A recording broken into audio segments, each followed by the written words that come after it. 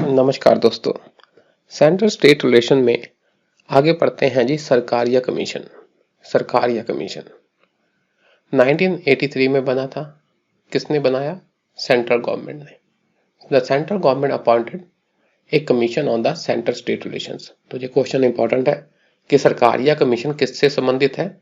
Central state relation से। Chairman कौन थे? RS Sarkaria, who was a retired जज of the supreme court. Supreme court के रिटायर्ड जज थे।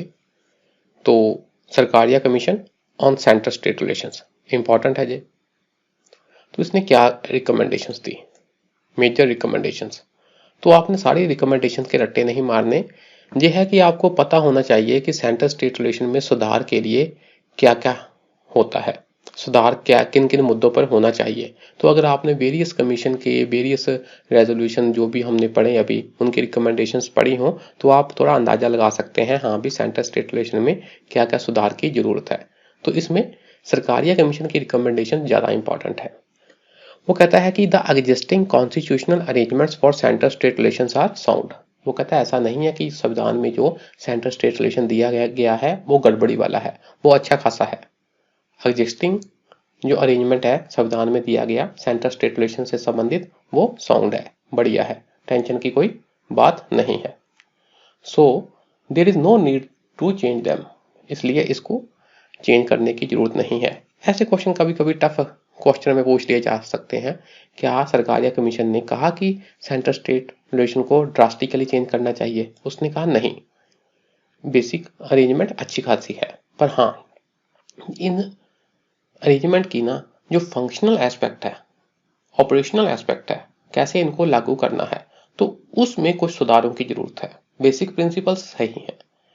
उसने कहा there is need to change the ways, ऐसे तरीके in which these principles are operated, या फंक्शनल एस्पेक्ट हम कह सकते हैं, कैसे इन प्रिंसिपल को हम लागू करते हैं, ऑपरेट करते हैं, उसमें कुछ सुधारों की जरूरत है। अधिक डीप नहीं जाना, इतना से ही पढ़ लो। आगे देखो, strong centre is necessary for protecting the national unity and integrity. तो क्वेश्चन आएगा क्या स्ट्रॉन्ग सेंटर के खिलाफ था सरकारिया कमीशन? तो आपने कहना नहीं।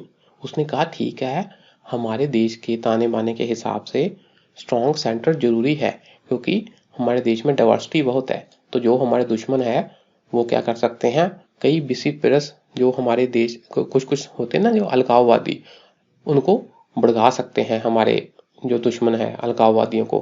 और तब अगर हमारे पास स्ट्रॉन्ग सेंटर हो तो हम अपनी यूनिटी और इंटीग्रिटी की प्रोटेक्शन कर सकते हैं।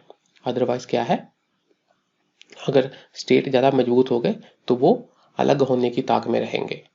The centre, strong centre is necessary किसके लिए? For protecting the national unity and integrity. National unity एकता और इंटीग्रिटी अखंडता, इन दोनों का थोड़ा सा फर्क है जी। एकता तो हो गया कि हमारे में यूनिटी सी कायम रहे, हम जुड़े रहें एक दूसरे से, ठीक है। इंटीग्रिटी होता है कि जुड़कर एक इंटेग्रल होल इंडिया यूनिट बनना, डिफरेंट यूनिट आपस में जुड़कर एक इंटेग्रल इंडिया का निर्माण करना, अखंडता, उसे कहते हैं integrity.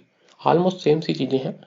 So there is no need to reducing और curtailing the powers of the centre. तो इसलिए सेंटर की पावर को कम करने की जरूरत नहीं है, ठीक है जी।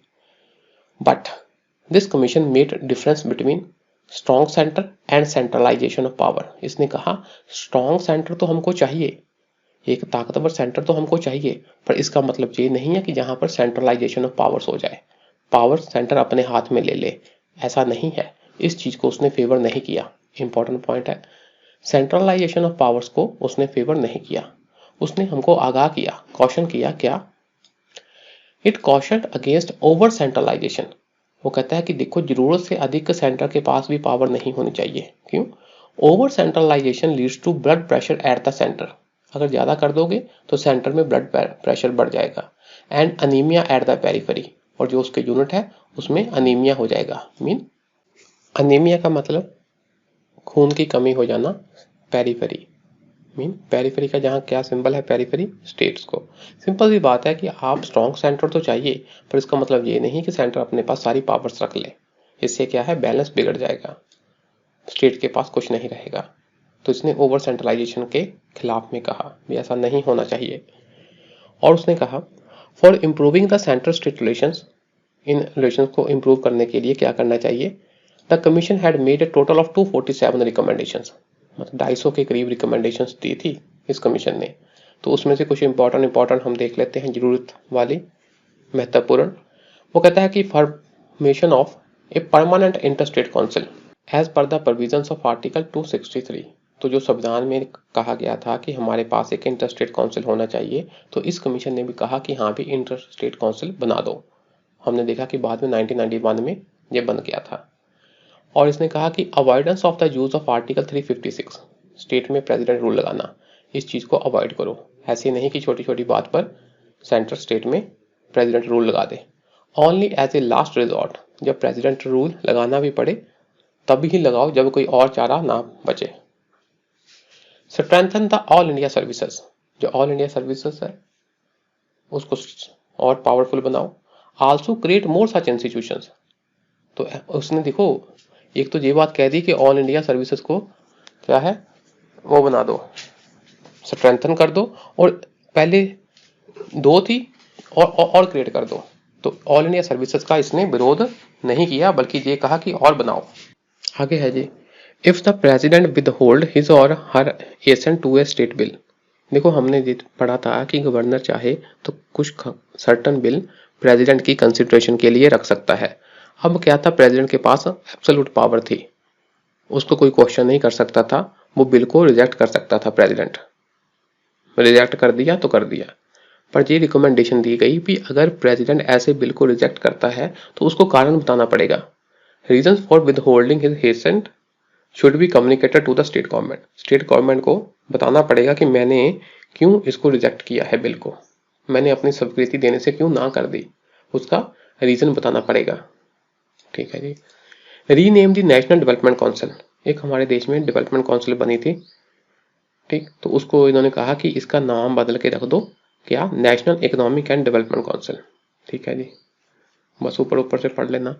To promote the spirit of federalism reconstitute zonal council, तो हमारे देश में जोनल काउंसिल्स है, ईस्ट जोन की, नॉर्थ जोन की, वेस्ट जोन की, है ना, और साउथ जोन की, ऐसे ऐसे जोनल काउंसिल्स हैं जोन के आपस में, ताकि कार्य व्यवहार ठीक सही ढंग से चले। इनके बारे में हम पढ़ेंगे आगे जाकर। तो इसने कहा कि इसको दोबारा से बनाओ, इसको दोबारा से अच्छी अच्छी पावर दो ताकि ये ढंग से काम कर सके। The power of the centre to levy surcharge on income tax should be restricted. देखो इनकम टैक्स के ऊपर सेंटर चाहे तो एक और सरचार्ज लगा सकता था, मतलब चार्ज के ऊपर चार्ज, तो सेंटर की ये पावर को कम करो। It should be levied for specific purposes and that too for a strictly limited period. बस कुछ खास पर्पस के लिए, एजुकेशन के लिए, हेल्थ के लिए, या कुछ खास पर्पस के लिए ही आप सरचार्ज लगा सकते हो, पर वो भी कब के लिए, बहुत कम समय के लिए। ऐसी ऐसी चीजें कही थी सरकार या कमीशन ने। The commission favour the present division of functions between the planning commission and the finance commission. तो उसने ये नहीं कहा कि प्लानिंग कमीशन को अबॉलिश कर दो, वो बोला ठीक है, प्लानिंग कमीशन ने डेवलपमेंट करनी है, फाइनेंस कमीशन ने फाइनेंस का एलोकेशन करना है, जो इनके फंक्शन है कंटिन्यू रखो। तो याद रखना, इसने प्लानिंग कमीशन की अबॉलिशन के बारे में नहीं कहा। Should be taken for genuinely and uniformly implementing the 3 language formula. तो हमारे देश में 3 लैंग्वेज फार्मूला है, तो उसको इम्प्लीमेंट करने के लिए अच्छे कदम उठाने चाहिए। जेन्युइनली मतलब दिल से काम करना है और पूरे देश में काम करना है। किसके लिए? 3 लैंग्वेज फार्मूला। ये 3 लैंग्वेज फार्मूला इंपॉर्टेंट है, आपको पता होना चाहिए। पहला है जी कि 3 लैंग्वेज में से एक स्टेट में असल में 3 लैंग्वेज अपनानी है। फर्स्ट लैंग्वेज कौन सी होगी? It will be the mother tongue of the और द रीजनल लैंग्वेज, उस एरिया की मदर टंग या क्षेत्रीय भाषा, वो होगी उसकी फर्स्ट लैंग्वेज। जैसे मैं पंजाब से हूँ तो हमारी फर्स्ट लैंग्वेज कौन सी हुई? पंजाबी। ठीक है जी। Second language, in Hindi speaking states it will be other modern Indian languages और इंग्लिश। अब देखो हिंदी स्पीकिंग स्टेट्स में पहली भाषा तो हिंदी होगी, तो उनकी सेकंड लैंग्वेज कौन सी हुई? कोई भी आधुनिक भारतीय भाषा, Indian modern Indian languages. Modern Indian languages जो आपकी होगी गुजराती, बंगाली, ओडिया, हिंदी, चलो हिंदी तो हट नहीं है जहाँ पर, हिंदी को छोड़कर, और आपकी इधर वाली असमीज, ये सारी क्या है? मॉडर्न इंडियन लैंग्वेजेस है। और इंग्लिश, इंग्लिश भी तो मतलब सेकंड लैंग्वेज कौन सी हुई इन हिंदी स्पीकिंग स्टेट्स में? कौन सी? अदर मॉडर्न इंडियन लैंग्वेजेस और इंग्लिश, क्योंकि इनकी पहली कौन सी होगी? हिंदी। अच्छा जी, आधुनिक भारतीय भाषाएं जहां इंग्लिश हो सकती है। और नॉन हिंदी स्पीकिंग स्टेट्स में क्या होगा? इट विल बी हिंदी और इंग्लिश, ठीक है ना। नॉन हिंदी स्पीकिंग स्टेट्स जैसे साउथ इंडियन है, तो वहां पर सेकंड लैंग्वेज कौन सी होगी? हिंदी या इंग्लिश, ये बात होगी। और थर्ड लैंग्वेज कौन सी होगी in Hindi speaking states? It will be English और a modern Indian language. English और ए मॉडर्न इंडियन लैंग्वेज हो सकती है कोई भी, ठीक। In non Hindi speaking states it will be English और ए मॉडर्न इंडियन लैंग्वेजेस, ठीक है। इंग्लिश हो सकती है और जहां कोई और आधुनिक भारतीय भाषा हो सकती है। ओके, ऑलमोस्ट सेम सी बात है, इसको अधिक रट्टा भी नहीं लगाना। बेसिकली आपने ये बात रखनी है जब जहां तक कि 3 लैंग्वेज फार्मूला है देश में, तो सरकारिया कमीशन ने भी कहा कि इसको लागू करना चाहिए। मेंस में ये बात आ सकती है, तो आपको ये चीज मेन पता होनी चाहिए। अगर ये टॉपिक हॉट है, करंट अफेयर्स में काफी चल रहा है, तो पहली लैंग्वेज हो जाएगी जी मदर टंग या रीजनल लैंग्वेज। सेकंड लैंग्वेज होगी जी हिंदी स्पीकिंग एरिया में कोई और मॉडर्न इंडियन लैंग्वेजेस या इंग्लिश। देखो, मॉडर्न इंडियन लैंग्वेजेस और इंग्लिश, इसमें साउथ इंडियन लैंग्वेज मेंशन नहीं है, द्राविडियन लैंग्वेज नहीं मेंशन। और नॉन हिंदी स्पीकिंग स्टेट्स में हिंदी या इंग्लिश सेकंड लैंग्वेज होनी चाहिए, ठीक है जी। और third language Hindi speaking state में इंग्लिश और ए मॉडर्न इंडियन लैंग्वेज, और नॉन हिंदी स्पीकिंग स्टेट में क्या है? इंग्लिश और ए मॉडर्न इंडियन लैंग्वेज। जैसे बात सेम है हिंदी स्पीकिंग और नॉन हिंदी स्पीकिंग स्टेट्स के लिए। इसको आपने ना धीरे से अपने से पढ़ लेना है, समझ लेना है, ठीक है। हो सकता है मैं बार बार बोलूंगा तो आप कंफ्यूज हो सकते हो। ओके जी। और सेंट्रल गवर्नमेंट ने क्या किया? सरकारिया कमीशन के ऊपर कुछ काम किया? Yes, the central government has implemented many recommendations of the Sarkaria commission. Sarkaria commission की काफी रिकमेंडेशंस इंप्लीमेंट कर दी। मतलब 2011 तक इन्होंने 250 में से 247 में से 180 इंप्लीमेंट कर दी थी।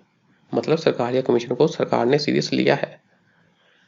द मोस्ट इंपॉर्टेंट कौन सी रिकमेंडेशन है? 1990 में क्या है? इंटरस्टेट काउंसिल का निर्माण कर दिया। 1990 में, पहले मैं 91 कह चुका, मैंने कहा था, असली क्या है 1990 में इंटरस्टेट काउंसिल बना दी, ठीक है जी।